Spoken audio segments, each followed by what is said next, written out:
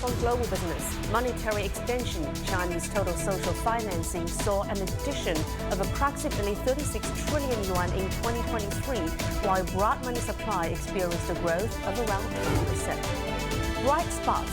China's foreign trade in 2023 showcased some positive aspects, particularly in the new three products and private economies. Steep surge. Oil prices surged on Friday following air and sea strikes carried out by the United States and Britain on Houthi military targets in Yemen as tensions in the Red Sea mount further. Good evening from Beijing and welcome to this edition of Global Business on CGTN. I'm Lily Lu. Chinese financial institutions increased their support for the real economy in 2023, that is according to data from the People's Bank of China. Total social financing, which measures the total funds obtained by the real economy from the financial system over a specific period, added approximately 36 trillion yuan, or around $5 trillion throughout the year. And this represents an increase of 3.4 trillion yuan compared to the previous year. The central bank data also revealed that by the end of 2023, M2, a broad measure of monetary supply, had reached around 300 trillion yuan, that is a 10% increase from 2022. On the other hand, M1, a narrower indicator, also only rose by 1.3%. New yuan loans added about 23 trillion yuan in 2023, representing a 1.3 trillion yuan increase compared to the previous year. Now, for more discussions on the latest economic data from China, let's bring in Mr. Chu Qiang, a research fellow at the Beijing Foreign Studies University. Mr. Chu, great to have you on the show as always. So first of all, what do you think those latest set of social financing figures tell us about China's real economy? Do you think it has got the support it needed? And more importantly, do you think that those figures would actually support the expectation of increased credit demand for the first half of 2024? Oh, yes, Lily. According to our historic data, December is never a fast month of the whole year in the regard of the credit growth. Usually we have, Chinese fiscal year for the corporate sector is usually started after the Spring Festival. Usually the fast months would be the February and March, or after the summer vacations, usually like August and September. At the end of the year is usually the season for the corporates to wrap up the whole year plan and decide what we can do in the next year. But this December is really a fast month, especially compared to what happened last year and the year before last year. And even compared to the November, we increased more than 1.3 trillion Chinese yuan in the credit demand. So it shows that demand has really been happening earlier than before. And also from the sectors, if you take a look at, filter down into the data, you will find out many of the increase happened with the household sector, which means the families start borrowing again, as well as in the long-term and mid-term borrowing. And also more than 60% of the borrowing happened with the corporate sector, which shows as a major undertaker of the leverage ratio. The corporate right now start the early move, probably either waiting and starting to prepare for this new year in 2024. Anyway, I think it's a positive sign of showing that everybody trying to make some early move and get prepared and gear up, waiting for a better coming of the whole new year. And I think another reason for that is that people have a expectation for the lower interest rate environment, since the Federal Reserve in the USA will probably lower their interest rate environment. So the whole global environment for the interest rate will get cautiously optimistic in this 2024. And also, we know that there has been much discussions about liquidity flows. How much of an impact do you think there is from the property sector? Well, I think it's definitely a good sign and opportunity for the property sector, because according to our observation, to a very large extent, a very tight international interest rate environment, tied up the hands of the property market, expand their leverage ratio and the liquidity. And with the domestic and international interest rate environment has been easing, and I think next year, property market in China will face a rebound, or at least we're not going further slowing down. So eventually, there will translate into a better expectation for the whole general economic ambiance, and will bring back many of other related sectors, for example, like construction and raw material.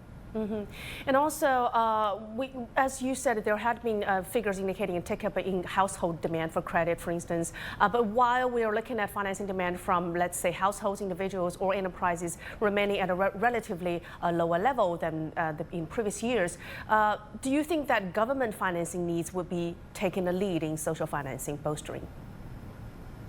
Oh, yes, I think this is a universal and global wide issue for every country, including China, US, Japan, and South Africa, and in Egypt, any country you name it.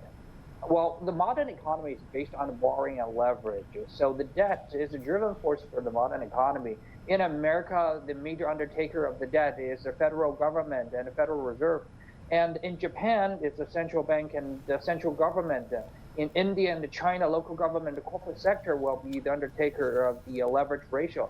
But either way, people will, based on that, to drive forward the whole economy.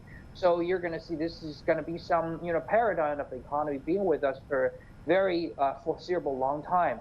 And I think eventually it's not a bad news because, according to compared to our very large, productivities and capacities for modern economy, there is always an oversupply in the product. So there is always comparatively a lack of demand, which need to be fulfilled by borrowing, which means the future demand will be coming to today to supplement the gap between the supply and demand.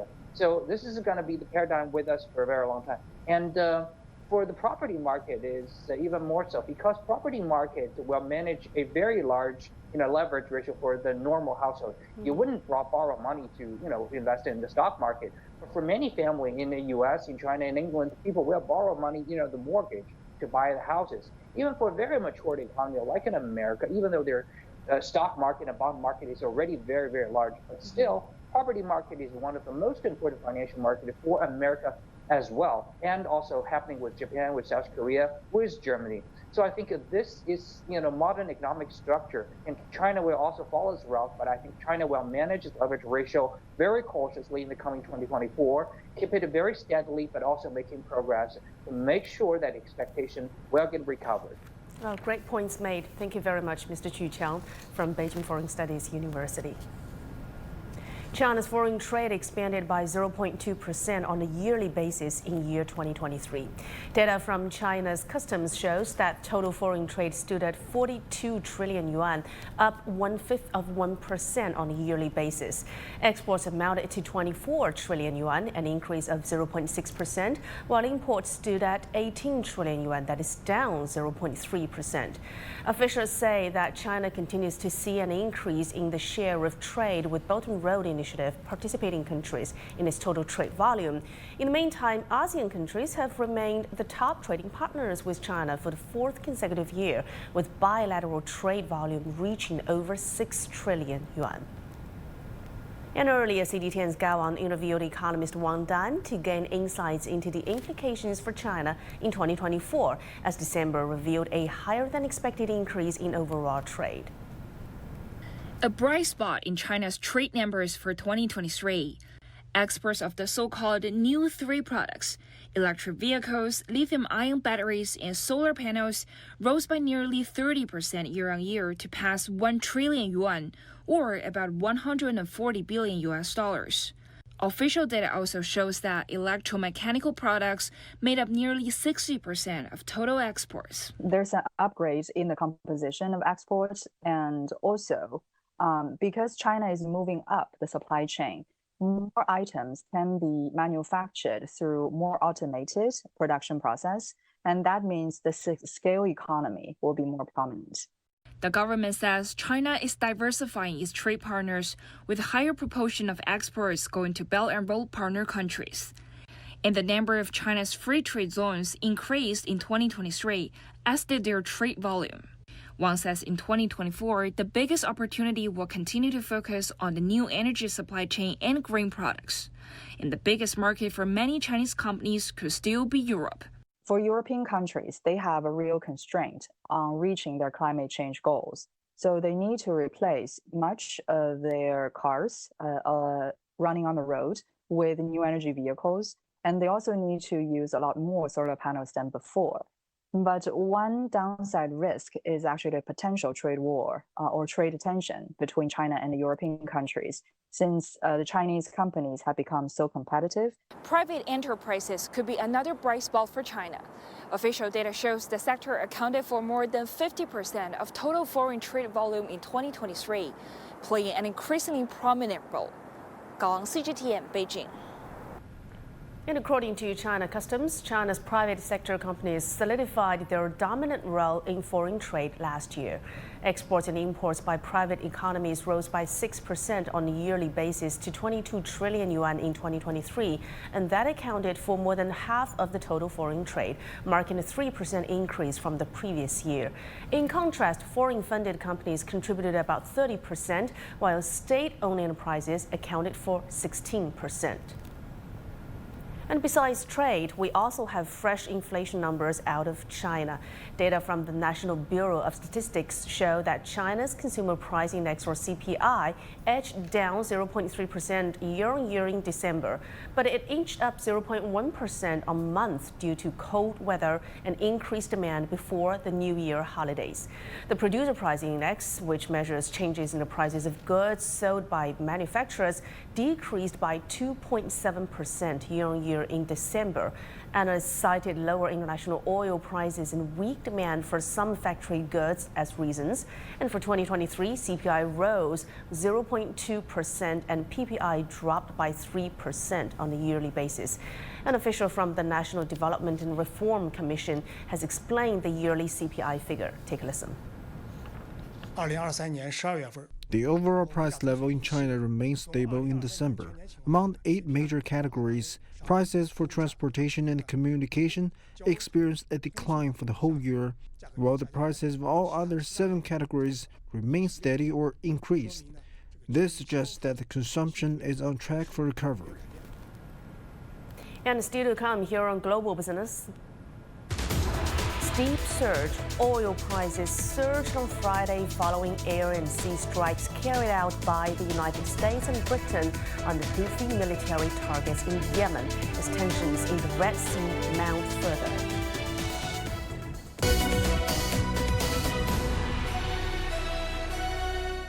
The world economy as we know it is about to change. Global business reports highlight emerging markets, developing countries, and dynamic sectors worldwide. We feature top analysts and newsmakers to provide perspectives on every facet of business. From an on-the-ground perspective, we provide you with balanced and objective assessments. Fast, sharp, and insightful. Global Business, only on CGTN.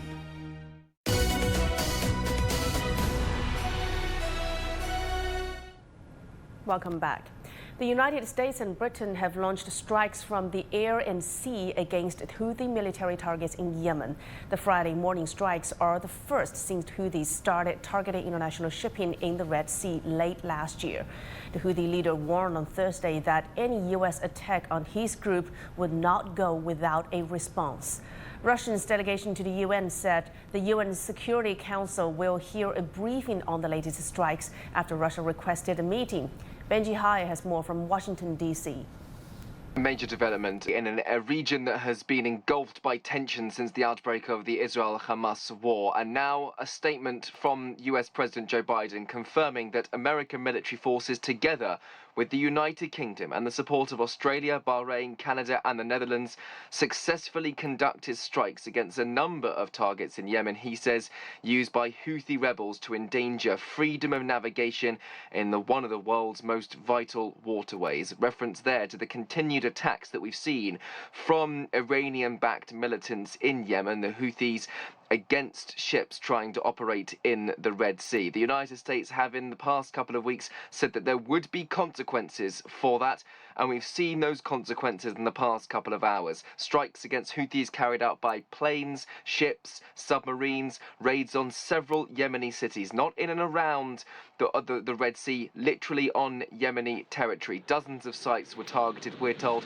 including logistical hubs, air defense systems and weapons storage locations. Joe Biden's statement ends by saying these strikes, targeted ones, are a clear message that the United States and our partners, he adds, will not tolerate attacks on our personnel I will not hesitate, he says, to direct further measures to protect our people and the free flow of international commerce.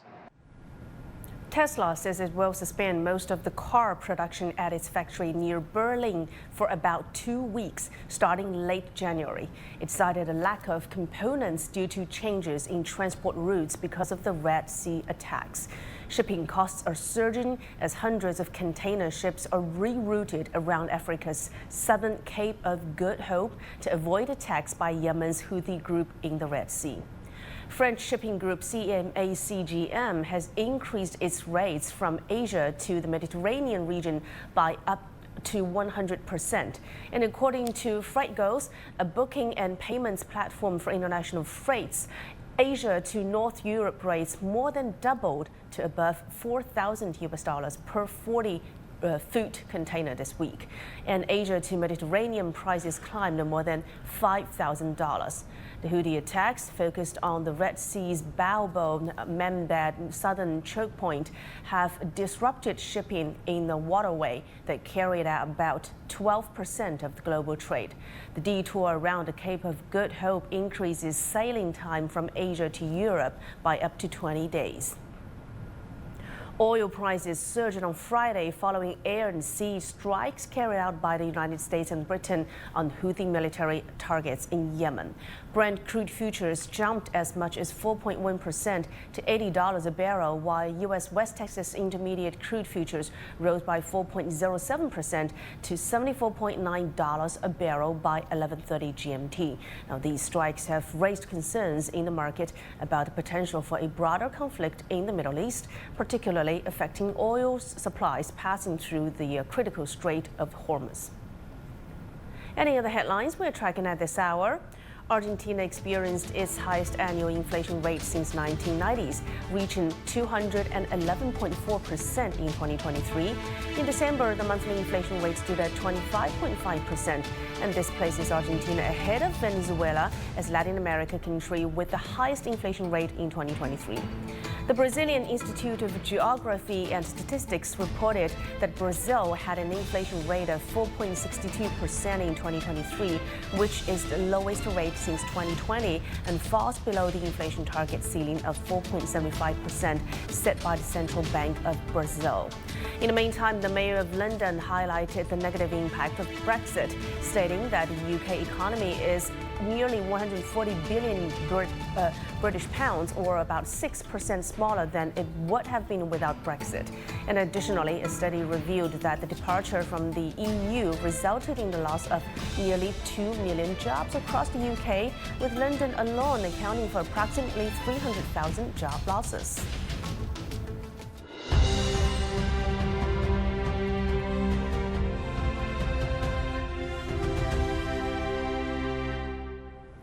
Chinese President Xi Jinping has held talks in Beijing with Belgian Prime Minister Alexander De Croo.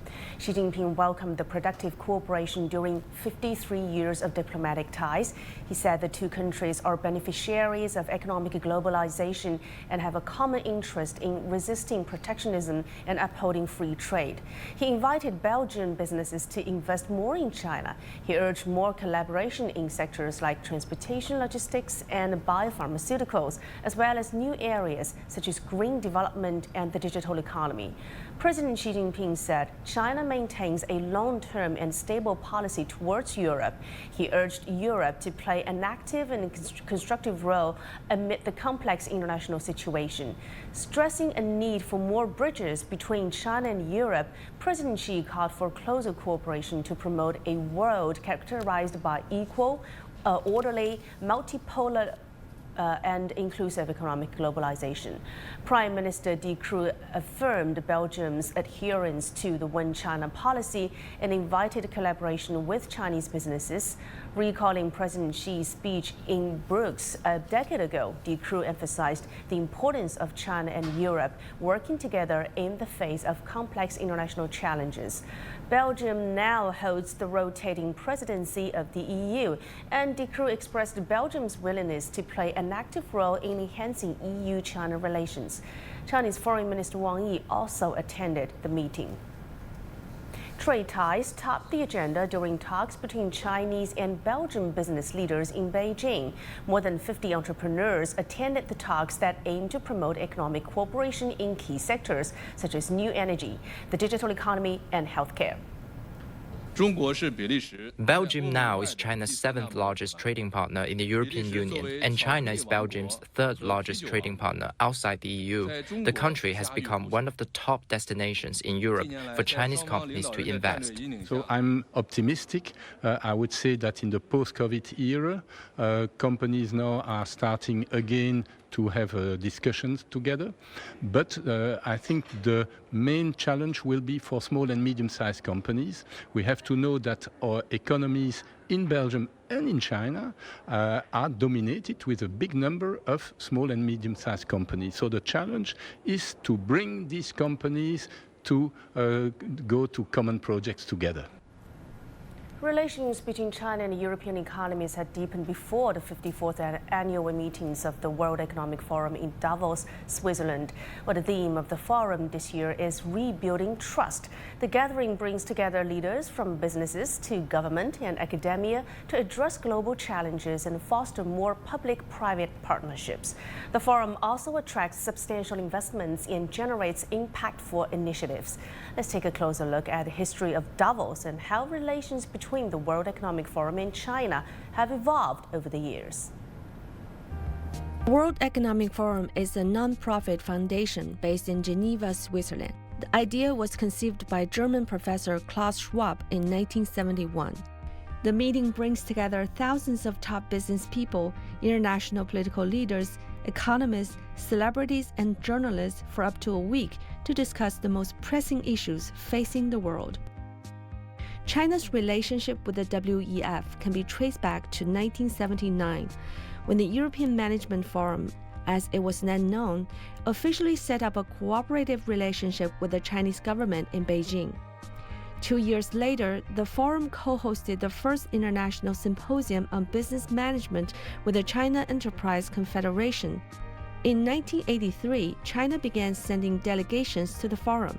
Those groups included high-level representatives from both the political arena and business community. In 1987, the event was renamed the World Economic Forum. President Xi Jinping has played a prominent role in strengthening China's engagement with the WEF. He attended the Davos Forum in 2017 and delivered a keynote speech that emphasized on economic globalization and China's commitment to multilateralism.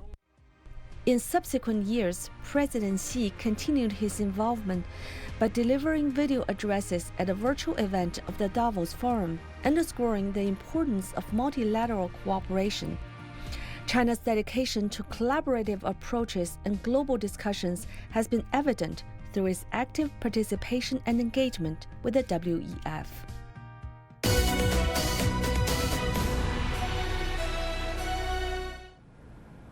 TSMC, the world's largest contract chip maker, announced a 4.5% decrease in revenue for 2023 from a year ago. Furthermore, TSMC's new factory in Arizona confirmed significant delays after a $40 billion investment. CGTN's Edis Tiansen has more from Arizona, the United States. The United States learned quickly during the coronavirus pandemic that the unprecedented disruption of the supply chain was leading to major shortages in semiconductors, the building blocks of most electronic devices. Enacting the CHIPS and Science Act in 2022, the Congress promised $280 billion in funding to reverse a decline in U.S. semiconductor manufacturing, attracting firms like TSMC, the Taiwan Semiconductor Manufacturing Company. TSMC is the world's #1 fab company, and this is a company that produces most of the chips in the world. All the specialty chips, all the chips that get down to 3 nanometers. They are the biggest contract manufacturer for semiconductors. Back in 2022, at its new construction site in Phoenix, Arizona, TSMC hosted President Joe Biden, who was excited to announce that American manufacturing was back. TSMC is investing $40 billion here in Arizona, the largest foreign investment in the history of this state. Over 10,000 construction jobs and 10,000 high-tech jobs will be created. But construction is taking longer than expected because of a labor shortage and safety concerns. I think part of it is a lack of understanding of U.S. labor laws, Arizona laws. This plant being part of the $52.7 billion U.S. high-tech manufacturing agenda means that it's prevailing wage. And prevailing wage means it's union wages, union rules, union safety requirements. But there are language barriers, there are cultural barriers. Even some of the people in Taiwan really do not want to go to Phoenix. TSMC operation in Arizona has declined to comment, but other experts see TSMC as a leader in the semiconductor industry and its presence in the U.S. as a win-win for both sides. It has been commercially beneficial to us to allow other nations that have lower labor costs to do a lot of this manufacturing. That in and of itself is not problematic. What has become an increasing concern for the United States is that we have exposed supply chain risks and also geopolitical risks to the United States way of life, literally, because of the centrality of semiconductor technologies in all aspects of our lives today. That is now at some risk, we perceive. The U.S. has gone from manufacturing 37% of the global supply of semiconductors in 1990 to about 10% in 2022, and TSMC's new plant hopes to reverse that. Once it's completed, it could provide the much-needed domestic production for cutting-edge semiconductor chips, critical technologies that power nearly all electronics, from cars and medical devices to missiles and iPhones. It is Tian Shan, CGTN, Phoenix, Arizona. And with that, I'm wrapping up this edition of Global Business here on CGTN. Thanks for being with us. I'm Lulu in Beijing. Till next time, bye for now.